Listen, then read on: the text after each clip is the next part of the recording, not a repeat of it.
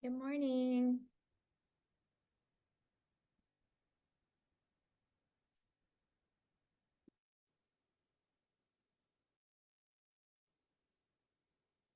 Good morning, everyone.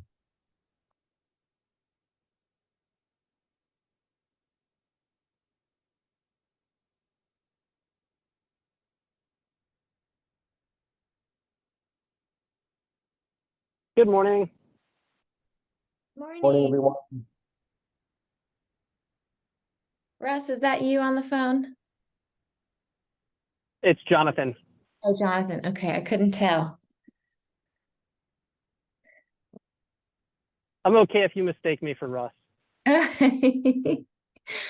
So my brain's still waking up this morning. So I was like, well, I think that was a male voice. I'll just pick one.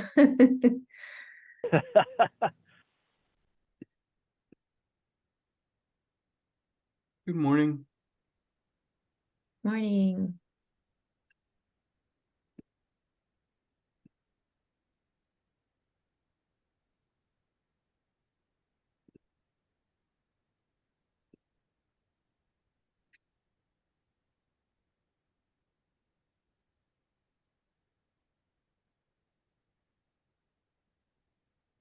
This Read AI, we talked about it in the big HSAC meeting. Is that some like bot that listens and then takes notes? Yeah, it's a Zoom app Okay. that like automatically record, like it just transcribes the meeting. And then it takes like key points or action items out of the meeting. Oh, I love that. Morning. Last time I was like, I'll ask in the next meeting what this is. That's very cool. I always have to kick it out of like the private meetings because Zoom automatically applies it. Okay. Wow. That can be nice because then you don't have to remember it. Then you have to remember to kick it out sometimes.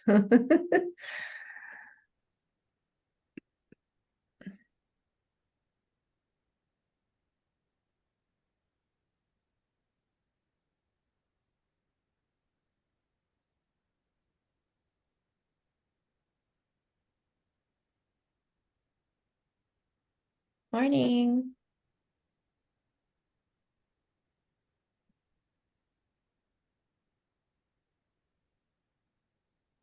Sorry for my delay. No worries. I've got an HVAC person at my house this morning. So hopefully no. nothing is wrong and they will not call me out of this room, but they may. What With did you do to laughing. your air conditioner? Oh, it's just like a preventative every Mm, spring and winter check-in. But got I it. always get very anxious about what's going to be wrong because I'm checking in. But it's gonna be fine.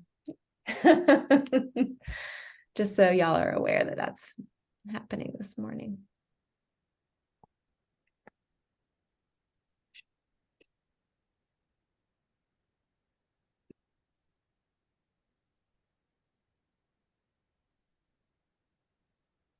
I heard from Sharita, or I guess Sharita sent a message to all of us. Is Ebony gonna be here this morning? I haven't heard from her. Let me text her. Okay.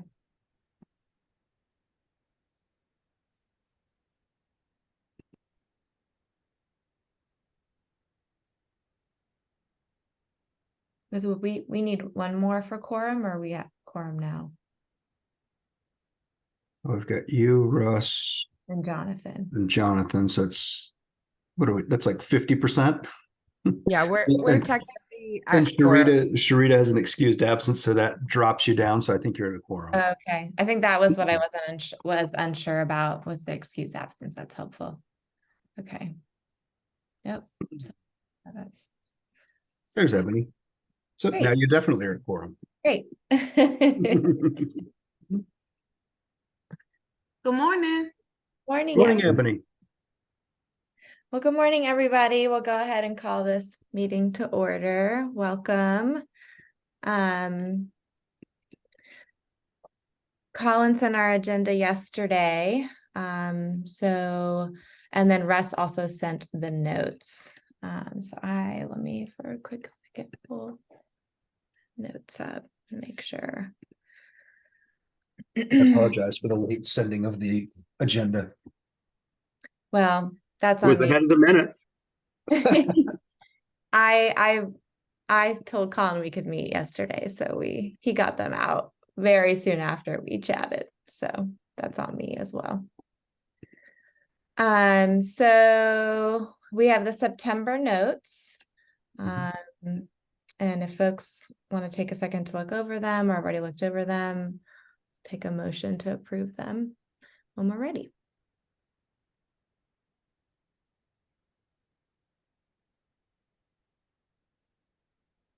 I think I can do this. I'll make a motion that we approve them. Thanks, Russ, for making a motion. Do I have a second? I second. Thanks, Ebony. All right, our September minutes are approved. So we'll move on to our third item, which is setting the October HSAC agenda, and I'll pass it over to Colin. All right, we have not a whole lot that has to get done this month, so we have some options on what to do. Let me share a screen here.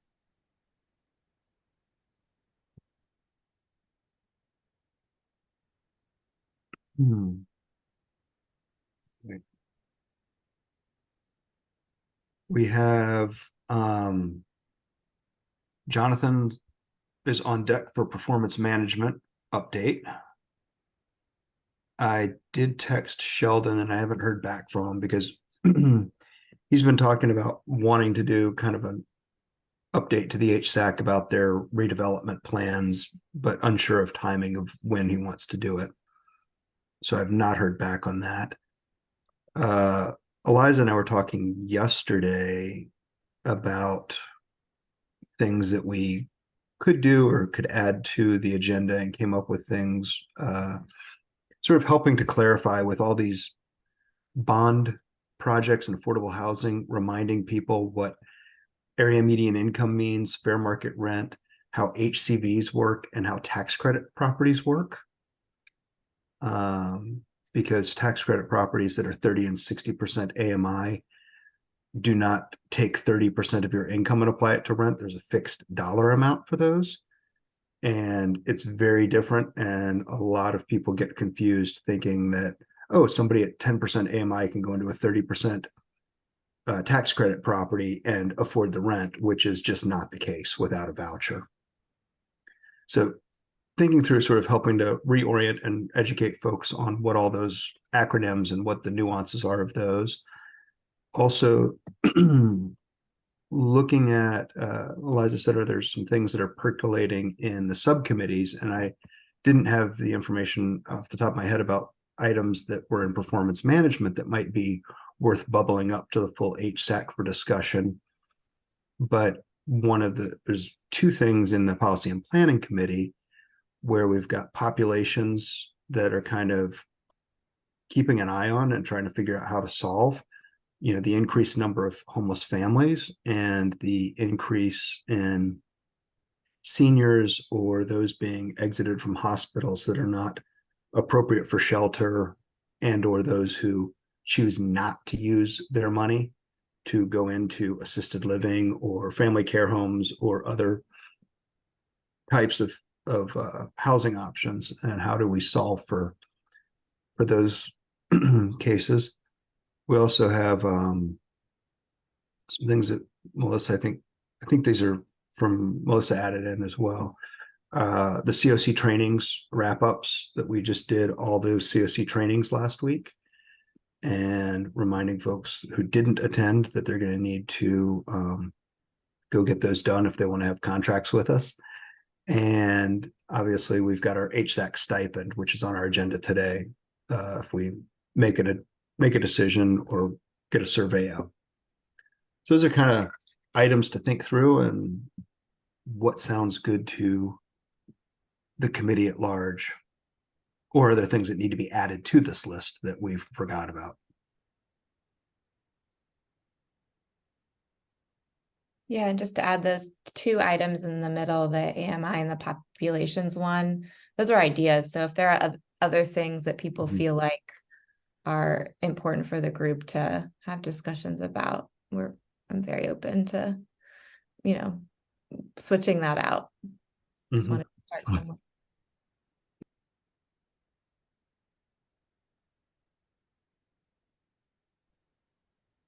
I would affirm, I think walking through the AMI, FMR, what all of those mean, and I think also highlighting, Colin, your point is good that a lot of housing that's affordable is not with the set rents. I mean, and let me state, there is no way to manage those properties without it being set rent. Like Mhm. we don't want to devolve necessarily into a conversation about that. No, we would Just that definitely it's not not do really that. affordable. So I think that would make good sense. And I don't know at what point I I wonder if an update from community development on um where forever home is. I mean, I think some very public declaration that there is no more money that's not committed or already been spent. So because I think there's the rumblings of conversation in the community, like we need to start getting ready for the next bond fund and what all that needs to include. And so I feel like at some point, somebody from community development needs to come and say very clearly, everything from the last bond is in process. Like there's no more RFPs coming, Mhm. any of that. Because I just don't know that most people realize that. So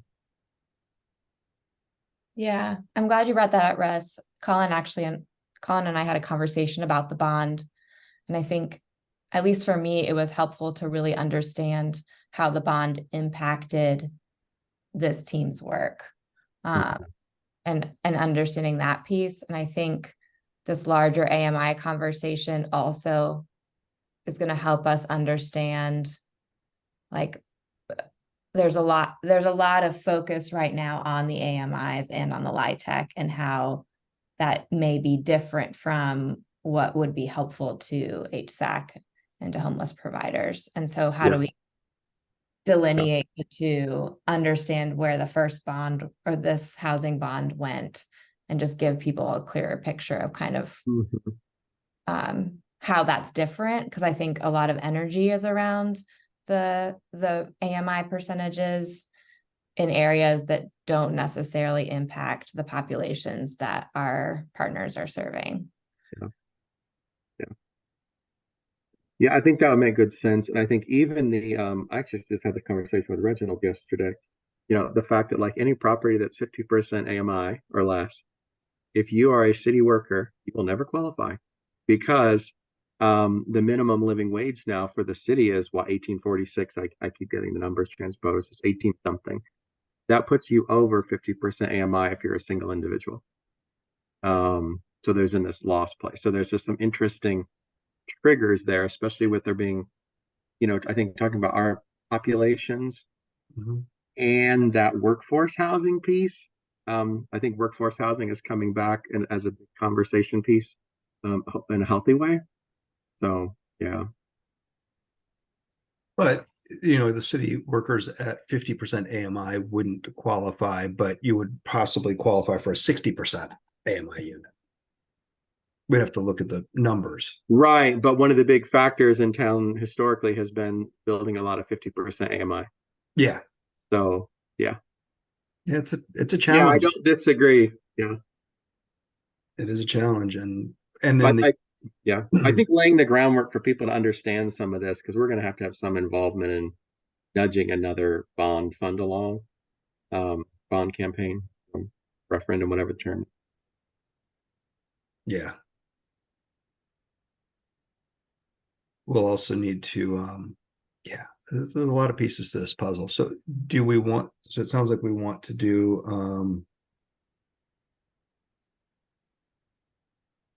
so we want to do a presentation on AMI, FMR, what HCVs do and don't do, what a 30%, 60% AMI is, including kind of those fixed rent amounts, because that's kind of the only place where you actually have a rent control.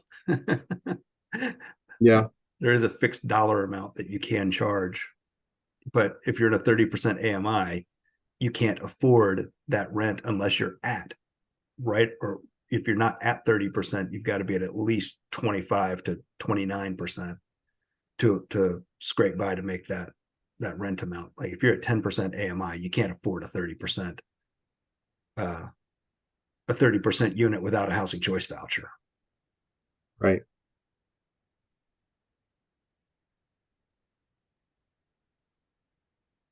Okay. Yeah. Well, and it might be good to give examples of where the 30% AMI has been implemented, because I, I I know that first RFP that went out related to the bond funds was rather vague in terms of like, will you work with the homeless system? Was like the question was something along those lines. I think the second RFP, if I'm not mistaken, was a little bit more focused. So I don't know where there are actually 30% AMI units. I don't know. Yeah. Well, we Yeah. do know that there's a bunch of, not a bunch, but there is a good number of 30% AMI units being developed by the county on the Main Street properties. Sure. Okay. Like those, I know have a good number of 30 and 60% in them. Got it. Because Okay. it's basically the county's controlling that piece. I'd have to go back and find the presentation from Drew. Yeah. And it may be worth having the county at some point coming back and giving an update, or That'd be whoever great. the developer is giving an update of when do those actually start leasing up. And I don't know if the ones right across from Health and Human Services are leasing up yet or not, but there's definitely a parking deck that's being used. Yeah. Russ, you also mentioned the housing bond. Do you see that being connected to this presentation or separate from, but would be helpful to be in October, or something that we should do in the near future? In terms of updating where the last one is, or the Yeah, current just one? like giving people some context to where we are with the one, I guess, that we have right now, but all the money is spoken for. Yeah, I wonder if we could do an invite for Reginald or Matt or somebody to come maybe in November. So that we're kind of building that framework of like, here's what all these here's what all these products are, for lack of a better term. Here's where we are in the current implementation. And then I'm gonna jump ahead and say we probably should have a good conversation about, at some point, any 30% AMI units pretty much are going to require supportive services. So what is the plan for that? I mean, I've yet to run into 30% AMI situations that don't require some kind of ongoing support. I remain ever optimistic.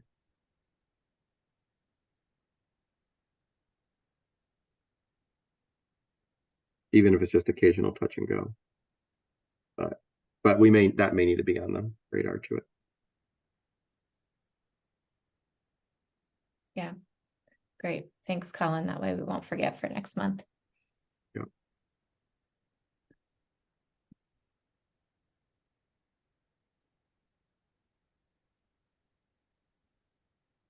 One of the things that we talked about as a team and trying to think through, and not for November or December, but talking through possibly doing a state of homelessness address to the joint city county council commissioners in January, February sometime, just sort of going through, here's where we are, here are the challenges, and here's the funding that's going to be required to do something different. And I was talking to Reginald about this a little bit, and there's sort of a finite amount of money, and a lot of the money that we have used is kind of put in place for contracts that we've already put out there for the next 3 years. And if we want to continue doing something or start doing something new, we're going to have to find additional money. And where's that going to come from, and how do we make this work?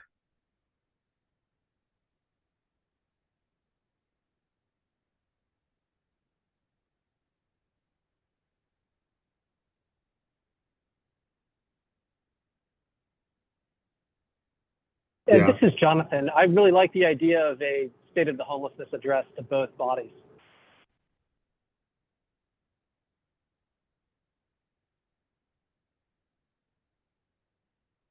Yeah. So, thank you, Jonathan. Yeah, I think that's something, and we got invited with very recently, kind of with very little notice, to come and give an update to the joint city county. And we needed to pass on it due to just, there wasn't enough time to pull it together. So we're kind of there. Oh, I was thinking of the one from last year where it was like, hey, what are your 3 wishes? Yeah. And you had like a month to do Exactly. it. That's what I was chuckling about. Colin, have we ever done something like that before, like a state of homelessness type of reporting to the bodies, elected bodies? What's that? Have we ever done this type of like state of homelessness before? No, not the way I'm thinking. We sort of have done. I did some updates during COVID Mhm. to city and county about kind of the state of homelessness and the challenges and what we were seeing and working through and funding and what we were planning to do. There was a good number of that during the COVID outbreak. Got it. Cool. Yeah, I think it's a great idea. I was just curious if there's like if there was some sort of template that we had used in the past, or it sounds like though that you have ideas of what might be really helpful to set the stage. Yeah, I think sort of walking through here's sort of doing basically you're doing a gaps analysis. Like, here's how many people are unsheltered. Here's how many beds we have. Here's what we are able to do during white flag. And even if we stand this up during white flag, here's how many people during the cold weather season have no access to anything.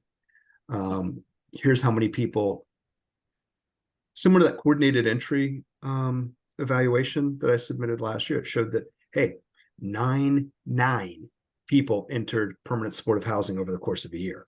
But we've got, 50 or 100 people who need permanent supportive housing, and there's just nowhere for them to go. Yeah. So it's just kind of painting the picture. This is what we've got. And if we're comfortable with what we've got, then great, we'll keep doing exactly what we're doing. But if there's a desire to do something different or try and change, then, this is kind of the amount of money it would take to house 10 more people in permanent supportive housing. And this is what that cost is. This is what the cost would be to clear the deck, if you will, for permanent supportive housing, and sort of say, okay, here's what it is. But once you clear it, you're going to have another, that's going to take care of this for a year in perpetuity. But next year, you're going to have a new group of people who qualify as permanent, needing permanent supportive housing. So are you going to keep investing more and more money each year to try and meet the need? Or is there just going to be sort of we're comfortable with this number, this percentage of people not having access to housing? Yeah. Hopefully not that part. Well, even if you make housing available, there are going to be some people who are not going to want it, or even if they want it, they may not be able to maintain it, even if all the rent is paid on a regular basis, just due to lease violations, behavioral issues, and other things that sometimes get in the way. Yeah. I wonder in terms of timing. I mean, we'll have a new city council set up by December. I can't remember when the commissioners change happens, but it's not too far off. We'd also talked about going back once pit count results are out, because that's one of the easiest things for people to get their minds around. I mean, is there value in doing this relative to when we have pit count numbers? Well, we were talking like the pit count won't be ready until spring, and we were talking internally. We would have our by January, February, we would have our system analysis numbers for the year that ended September 30th, 2022 or 2023. So we'd be able to talk about numbers of people assisted through street outreach and emergency shelter in the last federal fiscal year. We may not have the full pit count finalized to go public with that quickly, because obviously we don't do the pit count until the very end of January. Right. So, you'd be looking at probably like a March timeframe. And like I said, all of this is also contingent on when and what the people way above my pay grade determine is a good timing for this type of thing. So it could Sure. very well be in that March-April timeframe. Okay.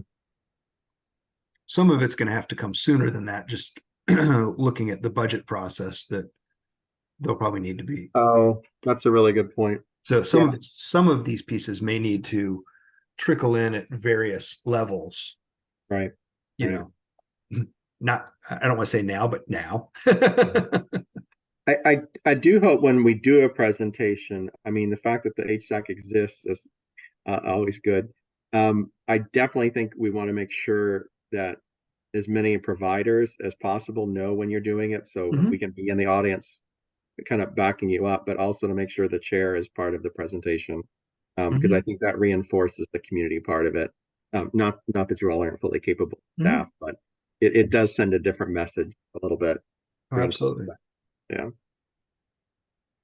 Yeah, I'm happy to do what I need to do to support, but I Mhm. agree that definitely the partners like will want to be there, will want to be aware. So as Mhm. this elevates and we figure out kind of where it might land in the year, let's keep talking about it so that people can be prepared to support. Okay. Great. All right, so we'll do the AMI FMR presentation. We'll do the quarterly report. If Sheldon wants to do a UMD, oh, well, we've got to do the HSAC stipend. What we're going to do with that $1,000? Do we want to get that decision made? Yeah, so was one of the options for that we mentioned last time was gathering the group to pass out the books, Mhm. and gathering would be that cost, right? Yes, sort of food and stuff. Okay, so I think what we had said is, and I think it's on our agenda, is potentially sending out a survey with 3 options, having people vote. Mhm. So if we can decide on those options today, we could do it that way. But if we're just bringing forward one recommendation, then I think we would just ask the full HSAC to vote on that one recommendation. So I think it might just be a reminder of please take the survey, or it might be a discussion, is what I kind of understood it to be. Okay, so we can get a survey out maybe early next week and give people a week to respond and bring back the results of that to the HSAC for a vote based on, here are the 3 things that came out. Here's what folks came on. Do you want to approve majority rule?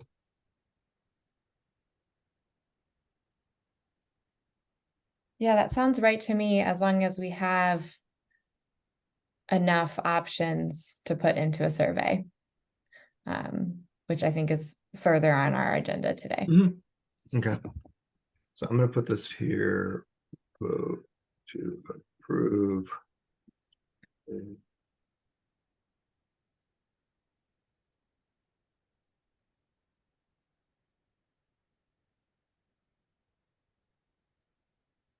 All right, so if we don't come up with enough, if we don't come up with other things to add besides the social gathering with food, we'll just sort of say, here's the recommendation of the HSAC, of the executive committee, and we'll vote on that. Yeah, that sounds Okay. right to me. We That gave works. people a chance to bring up other ideas and to run other things that came up. And then do we want to move this populations to watch? I'll just move it down to November for now, because it's kind of very, very, very loosely thought out. And if we're doing the other piece on affordable housing, what do all these things mean? Well, we can bump that just so we don't lose it. Can we add on that list for the future before I forget? Since you have a full team now, one of these months where there's not a lot on the schedule, could we do like a meet the team and everyone talk about, their journey to doing this, like why they do this work, what part of things they're doing and how it's changing. I mean, I think people are excited and to be supportive. And I just thought sometime, not to call you all filler, but like sometime when there's time, Sure. being able to sort of meet and us all connect in our heads. Okay, Anthony's doing this and Jeffrey's doing this and Melissa's doing this. Because I know you're making a lot of really good movement forward. And so for everyone able to kind of just have a moment to celebrate that with you, that you have a team. I do have a team, and we are down a team member now. Well, not yet. Let's stay positive, Colin. Let's stay positive. Effective Monday. My whole team is now will be minus one person. One of our team members left my team. Oh. So Ruby has left our team and is moving over to the compliance team. So she's not leaving the city. She's moving up in the world and getting a promotion, which is good for her and it's sad for us. But we told her she's an honorary homeless team member for life, and she can come join our team anytime she likes. So we will be down that position, and I'm working on the job description to get it posted to refill that position. So, very happy for Ruby getting a promotion. That's awesome. And we'll miss her. And also, I still think it's a great idea that Russ shared, is just even with who you all have, understanding everybody's role, because I know you all are doing a lot that we don't see, and I think it's just helpful to understand that.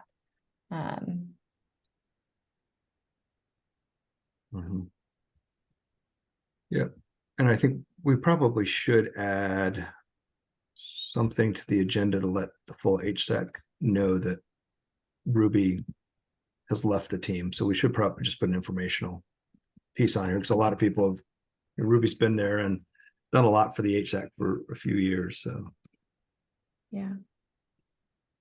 see if I can get her to come to the meeting so folks can say hello.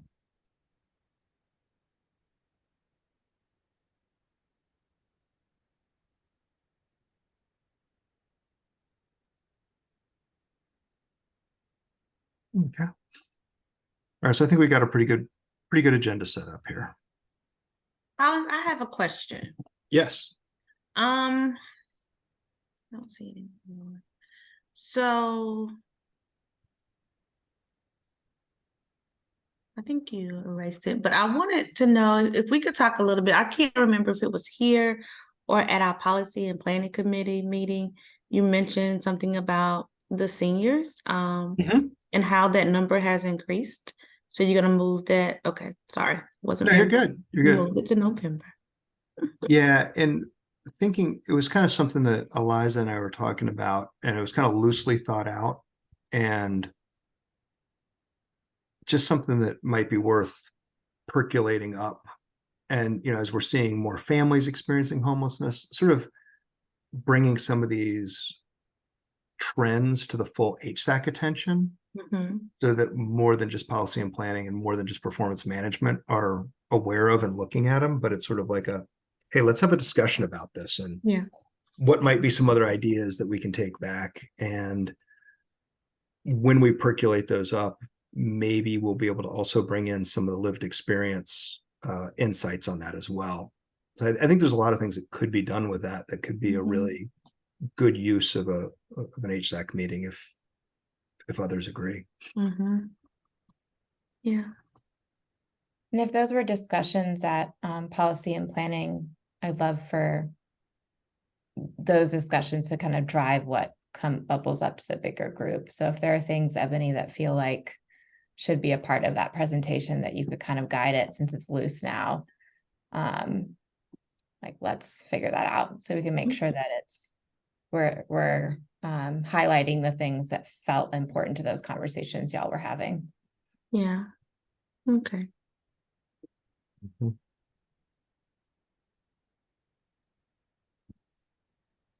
Okay. Great. So we got a good agenda here. And we can move on to your next item, Madam Chair. Thanks, Colin. Okay, our next item is book distribution plan and plan for the 1,000. from the HSAC allocation. So we have purchased books from last year, and we have a new allocation of funds for this year. In our last exec meeting, I think we had a few ideas that were discussed. It felt like what elevated to the top was bringing HSAC membership together to do like a relational gathering, having the books available there for people to take. So I think we can circle back and see if there are other ideas that members have, or that exec team has, are ideas from our last conversation that also feel like we want to have them as a part of a survey that could go out to membership to help us understand where folks might be lying on how they want to move forward.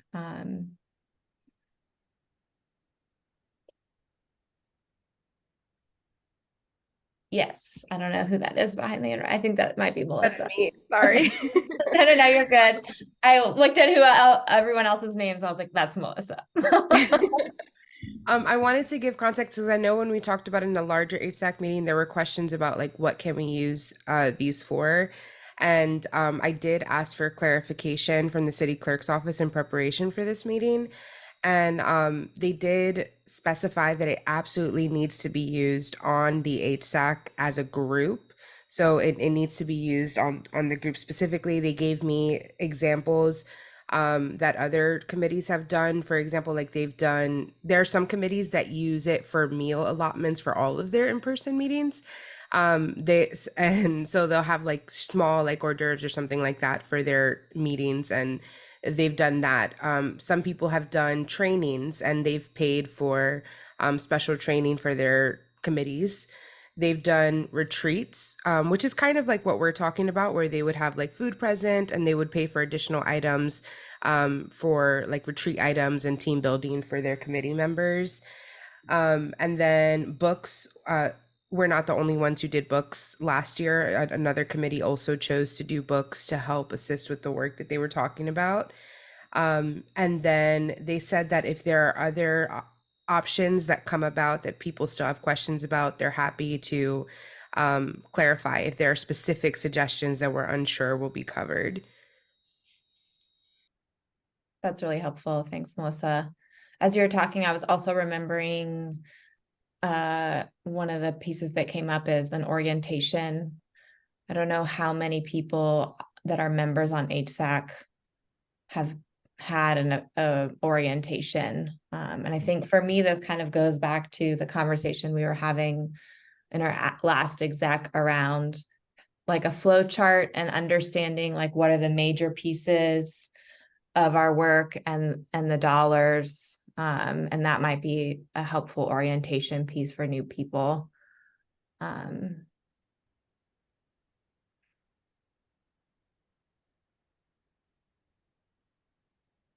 I like the idea. Go ahead, Evan. Sorry. No, I was just agreeing. I like the idea. That's it.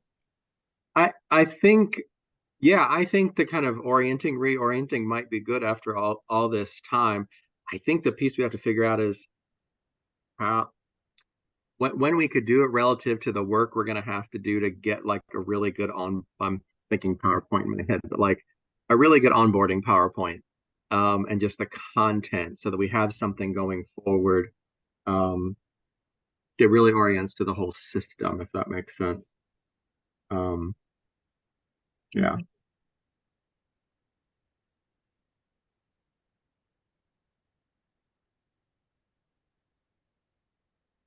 We just have to use it by June 30th, is that right? Yes. Right.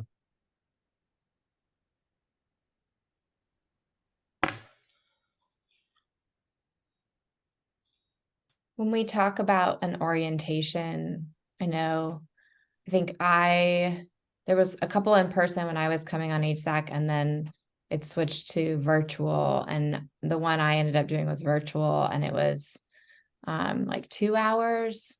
So I'm just curious too about, I think there's an element of gathering people and having time to like mingle that is helpful as well. And so just curious about what y'all would think about stacking those things together or making it a shorter orientation piece that's specific to a couple things we identify that would be really helpful for folks.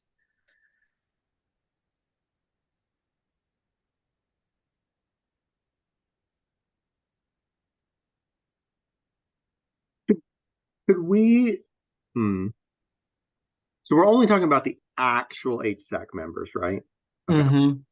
Could we run a bus and Hmm. design programming for while we're on the bus and go around town and show people some of these sites? Or, I mean, a lot of it you can just walk Yeah. around downtown. I mean, I think we even designed like a walking tour downtown. You can cover most of it in an hour and a half. But if we could get people on a like captive together for a couple hours, see the sites and do some of that debriefing, and maybe lots of snacks at the end to go over some pieces. We might be able to help really orient people to what's going on and where people are, and like we designed a version of this internally to use. I don't mind pulling it out in terms of like at least having a little bit of a framework of some of the sites, but I mean any almost anything that's we could think about the sector and the partners and just do as much as we possibly could. I mean, I know not everybody can take this.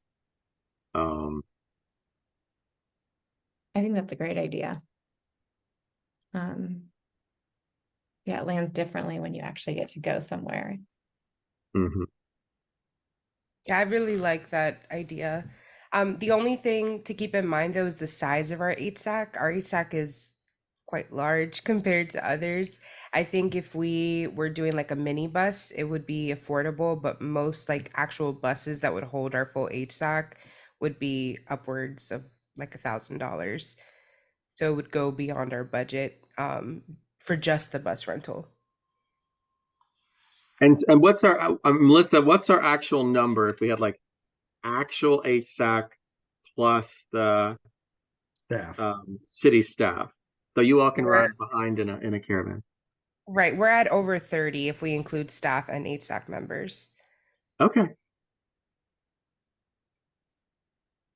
Okay. Yes, you need a full bus. Yeah, Well, and and there's those buses over at. I am tired today. I'm wanting to say scavenger hunt, scrap exchange, that say Greenway or something on them, that I think are a little bit more laid back than some of the executive coach options.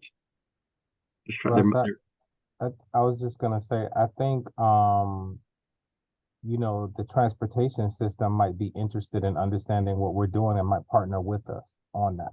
And they may even provide a bus at no cost if they know what we're doing.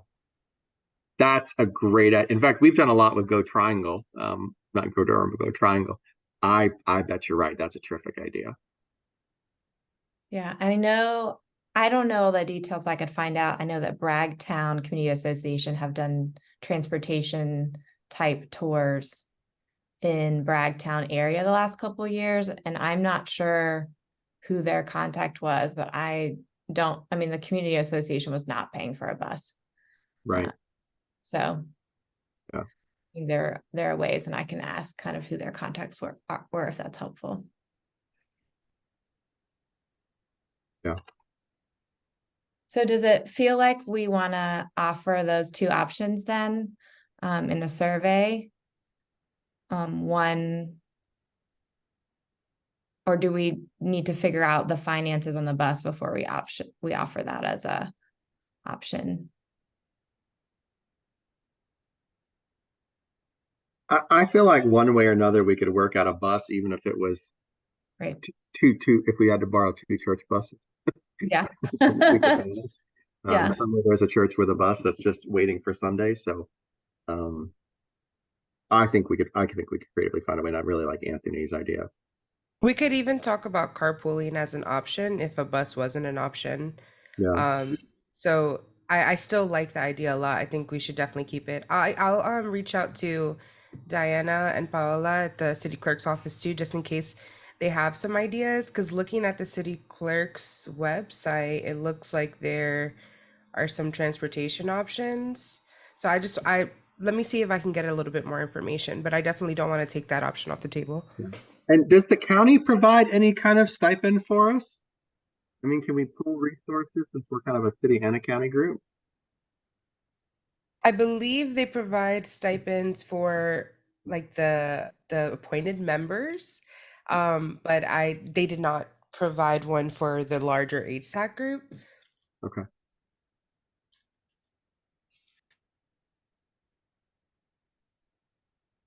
We'll have to remember that for future years.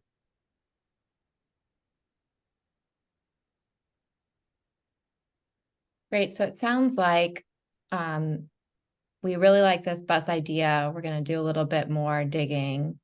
The other idea that's elevated is gathering over food, more relational, and doing some sort of orientation presentation rather than like visually.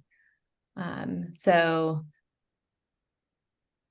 once we have more clarity on the bus, we'll send a survey out to HSAC membership, and then they can vote to give us an idea. Or does it just make sense to just not do the survey and bring those two ideas to the next meeting and let us take a vote there?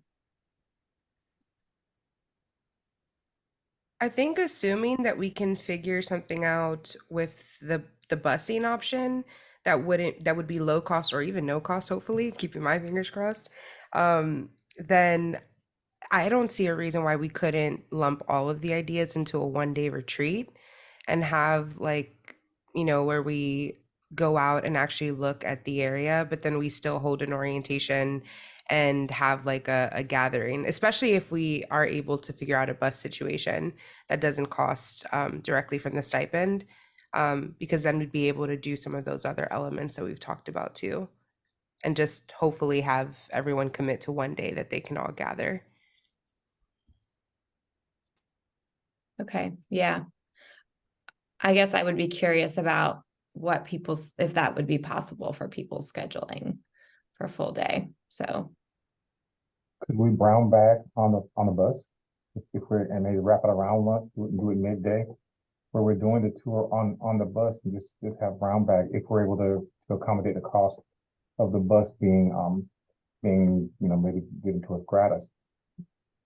That way it would just be a few hours if you could wrap around the middle of the day.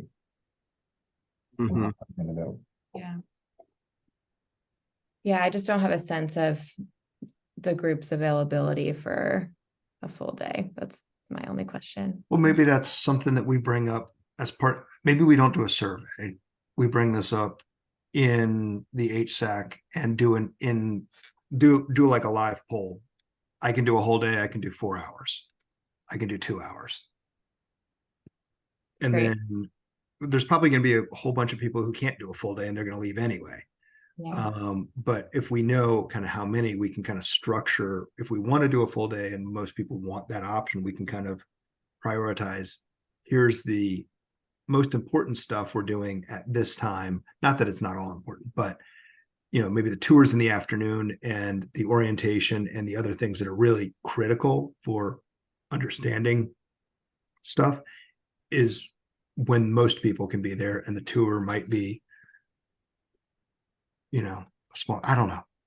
Yeah. Could we like plan in advance even this? Because I think a lot of people, if they hear full day, they think 9 to 5. I mean, my guess is we're talking about 9:30 to 2:30. And I think if we throw out a time like that, then anybody transporting children to or from school will suddenly become available. So if we, gave it we're going to start after school starts, we're going to be done before school stops, for those that affects. And that's, that seems like a pretty good time commitment. Great. Because if we can get the right busing situation, even if we have to divide up a couple of us, we can be chatting while we're riding and providing some of the content while we move. Mm-hmm. I like it. I can even create like some kind of doodle poll just to also apply to like what Colin said, so that if everyone can't make it even for that, partial day commitment, then at least we can prioritize certain items based on the most availability. Do we want to talk about some days now as an exec committee to go ahead and put on that poll? That way, because I don't want to just put random days there on the poll. So if you guys have some suggestions, I can go off of that. I think going back to what Russ had shared earlier around like, what's the timeline to prepare presentations? Like, I think we want to make sure we've got that figured out. I don't want us to feel like we're rushing to create just because we've picked this date. I'm not in a huge rush to have this soon. I just want to make sure that like we feel good about the content and the organizational piece, and not feel like we're rushing and then thinking about like all the other things that y'all have going on too. We could plan for not necessarily anything this calendar year, but something January, February. I know us as like a COC, as lead agency, we should be wrapped up with a lot of our trainings in January because that's when we're requiring that all of our providers complete all their trainings. And I know we still have like a coordinated entry training to work out. So I'm thinking like if we do something in January, February, that should give all of us ample time to kind of plan, coordinate, and hopefully gather the right information that we need to figure out, busing and whatnot. And I mean, to add to that, and I'm going to nudge it back a little. We've got pit count in January, and I think we want to and we'll make an announcement about this in the meeting. Like, we need that people get that on their calendar, because we really do need people. This group definitely need to prioritize helping in some way with pit count if possible. So if we do that end of January, I mean, we're kind of already going to push that hopefully in a way that sounds like a commitment. And then if we could look maybe late February, I'm wondering, or early March. I don't know how that fits with, because I'm wondering if there's a way to do it so that like could we do it in place of one of our meetings so folks feel like I usually give an hour and a half. This time they're asking me for 5, so really it's only another 3.5 hours. I don't know if that's silly or not, but yeah. But I don't know if there's I can't remember off the top of my head if there's things we're always like needing to approve in February or March that we need to be careful of. Yeah. The only thing I would be mindful of is that our meetings are considered public versus a retreat would be specific to just the HSAC. So I don't necessarily think that we should put it in place of our meeting because we wouldn't be inviting the general public to our retreat. Good point. But I do like the idea of late February, March, because PIT is going to be a huge undertaking, and we definitely want people to prioritize that in January. So, yeah, I think late February, early March would be a better option.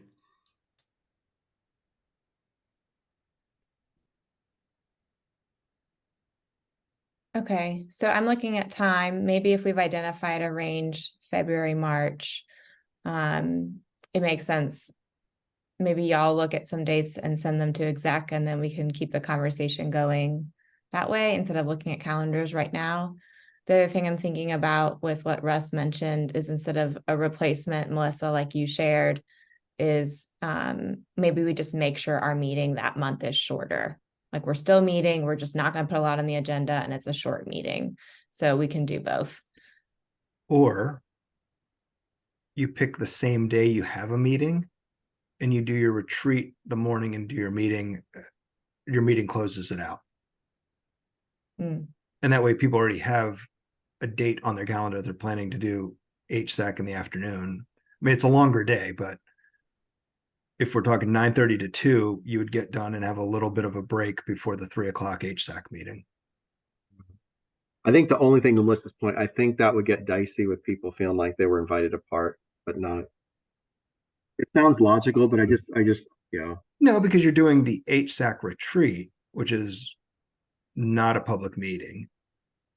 And then you're doing the public meeting at the end of the day that everybody's already invited to because it's a standing meeting. Mm-hmm. So maybe that's another, like we're asking about surveying maybe during the HSAC meeting next month or this month. That's another option. is like 9 to 2. And then there's a second question around, would it be okay to do it on the day of our HSAC meeting and have it in the afternoon, or would you prefer it to be a different day? Maybe that's a secondary question.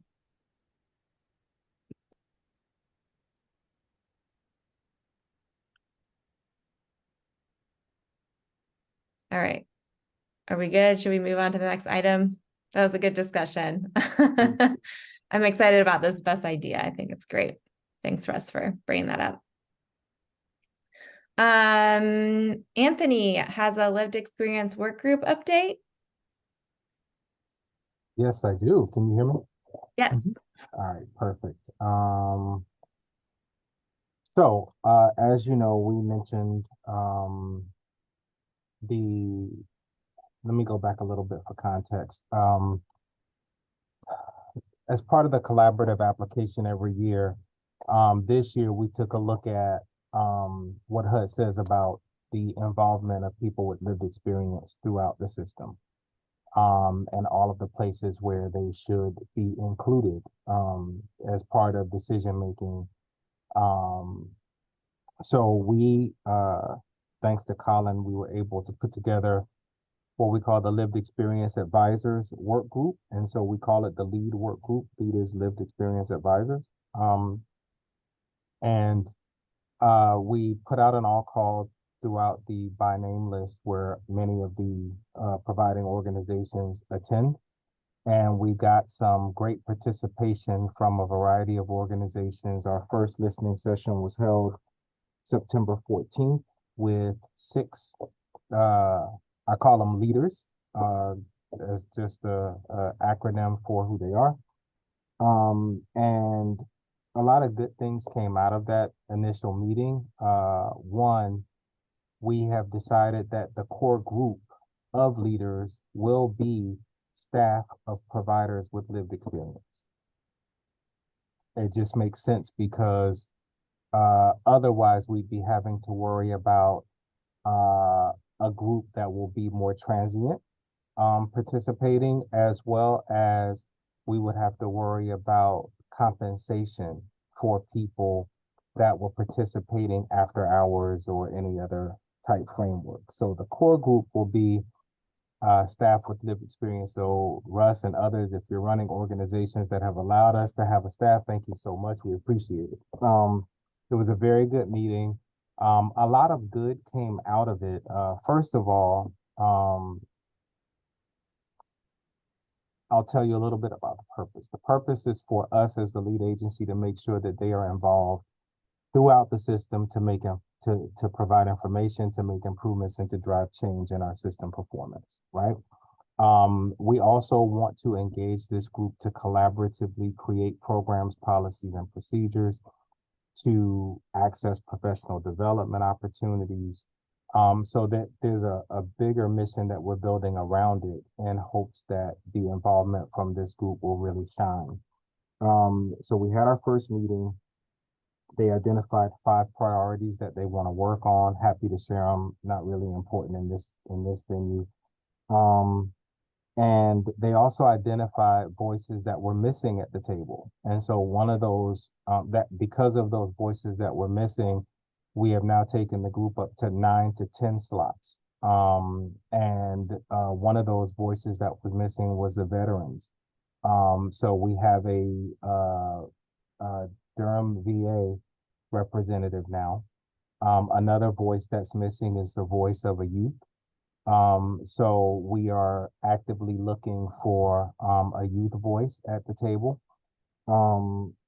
There are also going to be policy reviews that we do before the end of this year, actually within the next 30 days. Those are the coordinated entry handbook, the grievance policy, and the housing barrier assessment. So these are being driven by staff on our team. However, we are involving the lived experience work group and helping to think through those revisions and to provide any information that might influence the final product and the outcome. So just wanted to give you guys the heads up as to who this group is, what we're doing. We're also considering other places for them to be involved. Such as, for example, if they're aware, one of the places that we haven't explored, and Lloyd and I have been talking about it, is youth and unsheltered youth and those that may be impacted, but for some reason we can't find them during pit count to justify higher numbers of youth unsheltered. So just thinking about ways of, asking this group, for ideas and other places where we might make a big difference. That's it. One of the other things that we will do, as I mentioned this as a core work group, there will be expanded listening sessions deployed. The Heart team is already deploying expanded listening sessions with the unsheltered, and they're compensating them for it. So we're just sort of like letting Heart do what they do, and we're going to ride the coattails and count those surveys as part of our listening, because Heart has agreed to share the information from those surveys. So that's what we're up to. I'm happy to entertain any questions. And Colin, did I say everything we needed to say about this? Perfect. Okay. So any questions you guys have, please let me know. Otherwise, thank you. And Russ, specifically for Housing for New Hope, I know we lost your representative who went to another organization. So I did talk to Shantae yesterday to see if we can start the process of having representation from your group again, just so you know.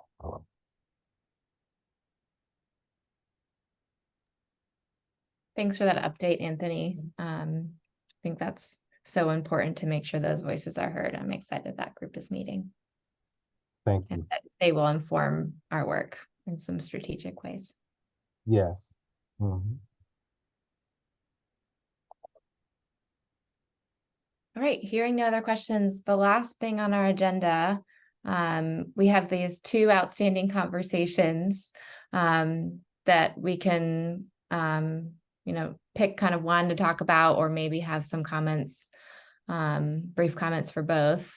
I know this meeting normally has ended 11, so here we are again past 11, but one is the Jamboard survey. We haven't really decided what to do with that yet. Last session, we sent, following our meeting, the results of that to the group. And the other conversation is the one around the governance document. We started talking a little bit in our last meeting about ratios. And in the interim, there's also been a question from performance management, but it's good for us all to kind of think about our governance charter and thinking about potentially co-chairs. What could that look like? I think the larger question there is, how do we set ourselves up for transitions better so that whether it's on executive team or on our committees, we're really helping people flow through, and that we can set ourselves up for success in those transitions. So one is Jamboard, the other is this governance document. Do y'all want to discuss one or the other over the other, or have thoughts on one that we'd like to just discuss today?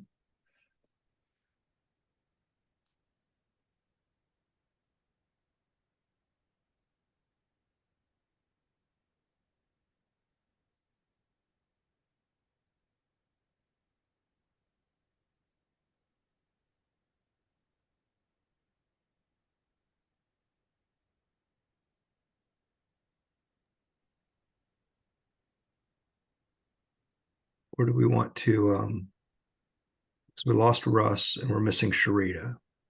So I don't know that we'd be able to arrive at a decision today. Yeah.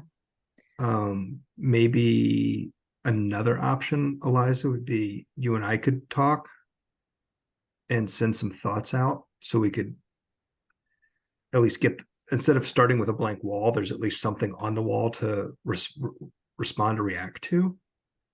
I don't know if that might help, and then sort of really target some specific time and make sure we're intentional at our November meeting to carve out a solid 45 minutes to work on either or both of these. I'm curious as to what you and Ebony and Jonathan think would be most useful. This is Jonathan. I'm sorry. I don't think my comment made it through. I think I was still muted, but since I was the one who raised the question about possibly having at least a co-chair as part of the subcommittee leadership, I would certainly love to talk about that today. But I did catch the last part there about Colin acknowledging that we are missing one of our other subcommittee chairs. So, maybe now may or may not be the best time to have that conversation. But that's the one I'm particularly interested in today. Yeah. Well, I think, Jonathan, it might be helpful if you offer the group context, and then maybe because not everyone is here, at least that folks that are here can hear that, or we'll be able to go back and hear it, and then we can continue the conversation in our next meeting and make it the, one of the first items we talk about, and make sure that we've got more folks. And at that point, also Colin and I could work on some ideas from what you've shared. Does that sound all right? Sure. Absolutely. Absolutely. So at present, I am the performance committee chairperson. This is my 4th year going on it. This past year, it was pretty much me running the committee. We did briefly have 2 secretaries, but both have since left the committee. And so I brought up this concern for a couple of reasons. One is because I needed some additional support. But the other is that at least, until recently, there hasn't really been anyone else in sight who has expressed interest or maybe even has felt potentially ready to take over this committee. And unfortunately, my commitments are becoming such that, I cannot always make every performance management subcommittee meeting. And so I would love to have somebody else who's able to, step up in my spot, and perhaps with the longer term goal of being able to assume the chair position when they're ready at the beginning of the next HSAC year. The good news, at least, is that I have had one person on the committee step up and say, yes, I'm happy to be secretary this year. And then we do have another person who said they were not able to commit to being chair of the committee on their own, but could certainly was interested in possibly being co-chair. So that's a little bit of context there, and happy to answer any questions anyone might have. If I remember correctly, we ran into this problem a few years ago, Jonathan, with the way the governance was structured. Only a chair could call a meeting to order, and we ran into problems because when the chair wasn't there, the meeting couldn't get called to order. And I think the governance charter got amended, or something got put in place to allow the secretary to act kind of as the co-chair in the event that the chair was absent. Okay. That may be like, granted, we don't have a secretary in any of our committees right now, except for exec and HSAC. That may be. Well, we do have one for performance management now. You do? Addison. Yes. Okay. So that may be like a short-term fix while we try and figure out how to make whether or not the co-chair works, and then maybe figure out a secretary who could fill in for that. And if the secretary had to step in to be chair for a meeting, or do those things, then obviously the note-taking would have to fall to probably CDD staff or something along those lines. Not ideal, yeah, but it's pretty tough to. Yeah, it's pretty tough to chair a meeting and do the minutes at the same time. It is. It is. Yeah, go ahead. Yeah, and I think that's what we would do is this, like, if you had to be out for whatever, a week or two because you're on vacation, or trainings or other things, we could coordinate you, staff, and the secretary to make sure that the secretary had what they needed to run the meeting.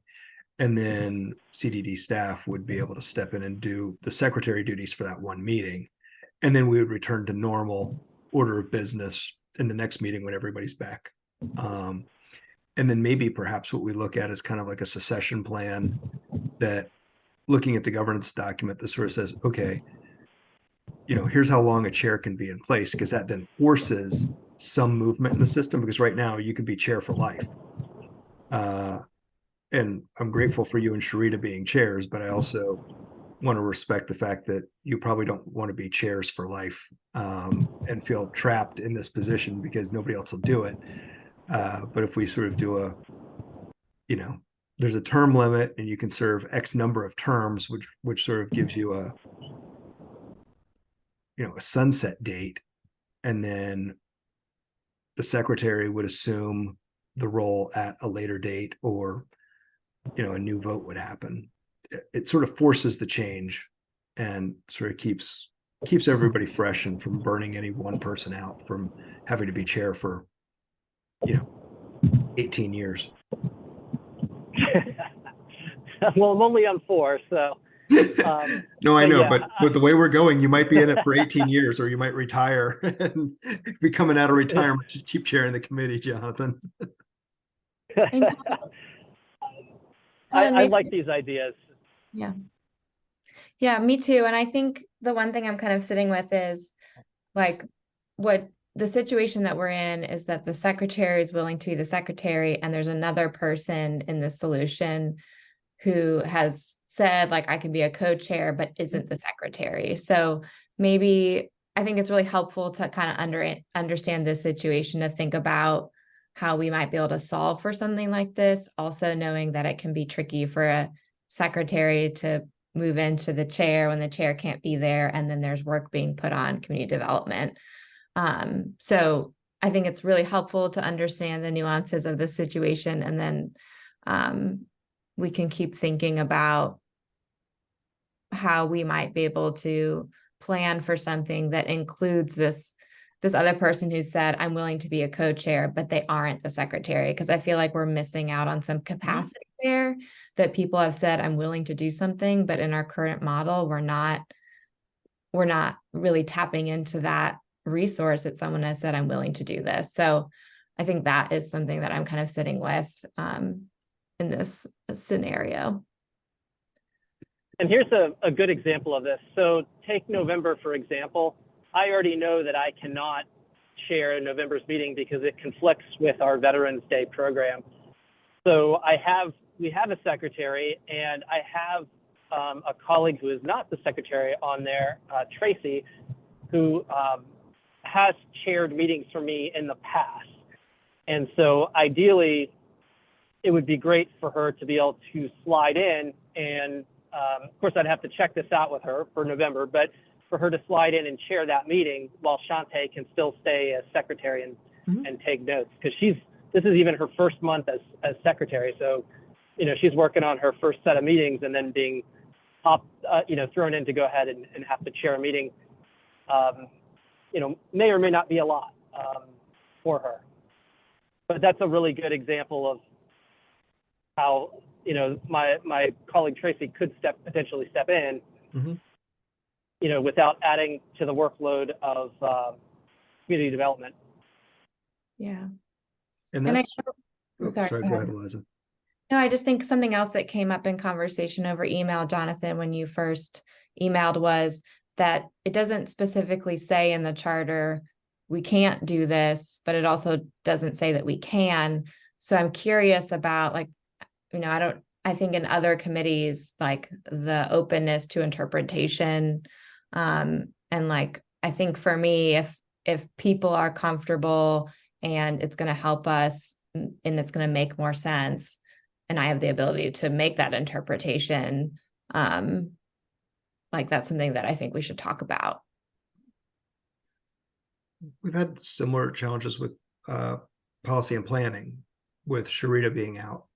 And while she's been out, I just stepped in and sort of ran the meetings in her absence as staff. So I think getting to a place where we have a consistent and formal, this is what we're going to do when the chair is out.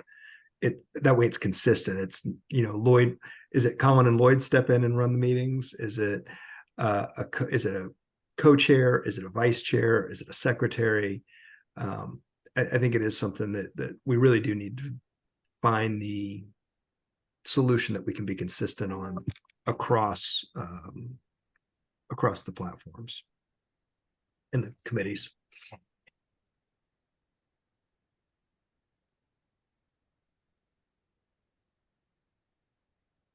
So I'm hearing that Jonathan brought up this issue for November.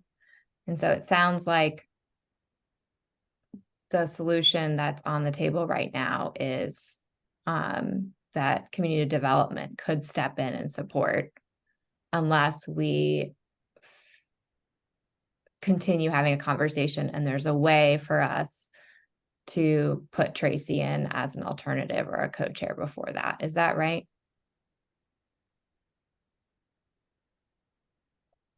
That's correct from my end.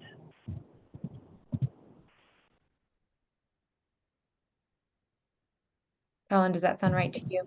Yeah, what I would say is, until we have a formal decision made, I would defer to Jonathan and sort of let,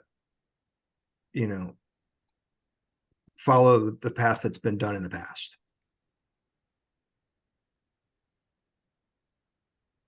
And Okay. I think it works. It solves the meeting. It solves the challenge that we have, is having somebody to facilitate the meeting. And it's what we've done in the past. So it's not like we're trying to create something new 4 weeks before a meeting and trying to get a policy. Because I think when we're talking about what are we going to do long term, we're not going to solve it in the next 13 minutes and get a governance charter or get a decision made necessarily in 13 minutes. And, we've talked through a couple different ideas here, and I think we just need to look at it. And given that you're going to be out, if you can find somebody to substitute to run the meeting, I think that's the best we can do at this point in time, and give ourselves some time to come up with what is the best long-term solution that's sustainable. And we can actually map it out and make sure that, we may solve the challenge for performance management, but that might not meet the same thing on policy and planning. And we may be doing ourselves a disservice of not having Sharita here to weigh in on her thoughts. So I think at this point, my recommendation would be, let's go with what we've done in the past. Jonathan, find somebody to cover for you. If you can't, then we can do what policy and planning's done, where I've stepped in, and, Lloyd or Anthony can step in and chair the meeting. Mm-hmm. And then we, kind of come back with, all right, here, let's put some stuff on paper and sort of say, here are the options, here are the pros and cons to each of these. And then as a committee, make a decision. Mm-hmm. I think that makes sense. I definitely would love to hear Sharita's thoughts as well. I think the benefits of having another committee member step in is, certainly leadership development and potential succession development. But, I know over the years on HSAC, one of the frequent critiques is often that community development kind of dictates everything. And so I think, by having another committee member step in, even if we don't quite have, the bigger picture figured out yet, I think kind of takes some of that continued critique off of you guys and gals. Yeah, and I appreciate that, Jonathan. I think you're right. I think to the greatest extent we can, keeping CDD staff out of running meetings is probably the better thing to do. and maybe it's staff become the last resort. And yeah, but if you've got somebody who can run the November meeting, I'd say move forward with that as we put together the plan to figure out how do we cover chair being absent so that the secretary is not having to run the meeting and do minutes. Yeah. Well, I think that sounds, very reasonable for now, and hopefully we can figure out something more long-term that's in the best interest of all parties. Yeah. And we can, maybe it'd be worth having a small meeting, Eliza and the chairs of the two committees and me, perhaps just a small meeting to sort of find a time where the four of us can kind of noodle through what are some possible options and then come back and make a recommendation to the full executive committee. Great. Yes, that sounds great. I'd be happy to be part of that and to help. Because I think it's going to be more than, I think it'll be at least an hour discussion. We don't want to use an entire executive committee to figure out this one thing. I think it's better to have a separate meeting and come back with a recommendation that we could make a decision on in 10 or 15 minutes. Great. So I think that sounds great. All right. yeah, so that's then 2 follow-ups for us, Colin. We'll meet and talk about Jamboard, have a recommendation to bring forward in our next exec, and we'll set up that meeting with Jonathan and Sharita and have a recommendation to bring forward, and hopefully that'll keep us moving on these items. That'll work. And we can maybe also come back with a recommendation on ratios of that 3-to-1 with the HSAC members, and if there's a thought about that. That would be another topic. I think that would be great to include Jonathan and Sharita in. Great. Yeah. All right. Cool. Sounds like we feel good about that. That is the end of our agenda. So I will take a motion to adjourn. Really I move quickly, that we I was adjourn, just- Madam Chair. Go ahead, Melissa. Oh, sorry. I was just I was DMing you, Colin, about we will have a new vacancy for city clerk. I don't know if Colin wants to share specifics, but just wanted to keep that in mind, that there will be a faith community seat open. I know, Ebony, in the past in policy and planning meetings, you had talked about wanting to involve the faith community more. So I just wanted to make all of you aware that that seat will be open. That way, if there are interested parties, if you want to send them my way or to the city clerk's office, I can let them know what the next steps would be for applying. Great. Thanks, Melissa. Any other announcements for the good of the group? Okay, I think I heard a motion from Jonathan earlier, so do I have a second? It would have to be Ebony is the only one left who can second it. I said, Ebony, thanks, Colin. All right. All Have right, a good thanks, one, everybody. everyone. Thanks, all. Appreciate you. Everyone. All right. Bye.